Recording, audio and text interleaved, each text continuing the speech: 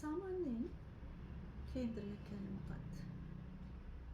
පෙර සංසාරේ ඉඳලා අපි ගෙනාවු කුසල් සහ අකුසල් මේ කේන්ද්‍රය තුළ අන්තර්ගතයි. සාමාන්‍යයෙන් කේන්ද්‍රයක් කියන්නේ මොකක්ද?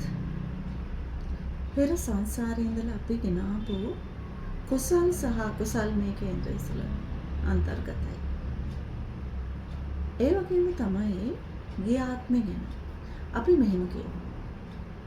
හදිසි අනතුරකින් වෙඩි වැදීමකින් ක්ෂණිකව මිය යන කෙනෙක්ගේ පෙර ආත්මය ගැන කේන්දරයකින් කියන්න පුළුවන්. හැබැයි දීර්ඝ කාලීනව ලෙඩ වෙලා එහෙම හිටපු අය ගැන කේන්දරයෙන් කියන්න පුළුවන් ප්‍රමාණය අඩුයි. මම මෙතෙන්දී හිතන එක දෙයක් තියෙනවා. මේක මගේ මතය. ක්ෂණික මරණයකදී ඇක්සිඩන්ට් එකක් වෙන්න පුළුවන්, ක්ෂණික වෙඩි වැදීමක් වෙන්න පුළුවන්, ක්ෂණිකව ඇති වෙන heart attack එකක් වෙන්න පුළුවන්. නොහිතන වෙලාවක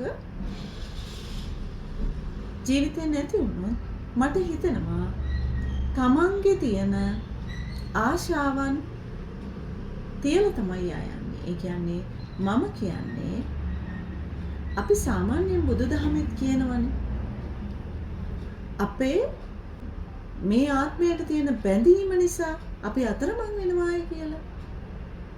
හැබැයි මේ ක්ෂණිකව මිය යන අය මේ බැඳීම මත ඇරලා යන්නේ හිතන්න වෙලාවක් නැහැ. ලෙඩ ඇඳක එක තැනක බොහෝ කාලයක් එක විදිහකට ඉන්න කෙනෙකුට වඩා ක්ෂණිකව මියදෙන කෙනෙක් ක්ෂණිකව නැවත උප්පත්තිය ලබනවා. මේක මම අත්දැකීමෙන් කියන්නේ. බොහෝ අය මට මුණ ගැහිලා තියෙනවා. ඔබ දන්නවද? සමහරක් අයගේ ඇඟේ සලකුණු පවා තිබිලා තියෙනවා. මම කිව්වනම් වාගේ ආත්මෙ නැතුනේ වෙඩි වැදීමකින්. වෙඩි වැදිච්ච තැන මෙතන කියලා හරියට උපල්ලපයකින් හෝ ඒ සාක්ෂිය ඉතුරු වෙච්ච තැන මට මුණ ගැහිලා තියෙනවා.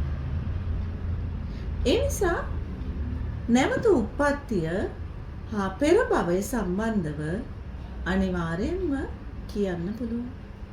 ඒ වගේම තමයි මේ ආත්මයේදී අපි විඳින සැපය, දුක, සතුට, මේ බැඳීම්, නොගැලපීම්, කැඩී බිඳී යාම, අසාර්ථකතා මේ සියල්ලටම සංසාරයේ ගෙනාවු කුසල් හා අකුසල් හේතුපාදක වෙනවා.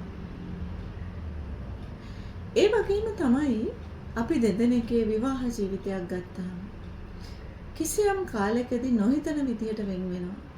මේවා පෙර සංසාරයෙන් එන දේවල්.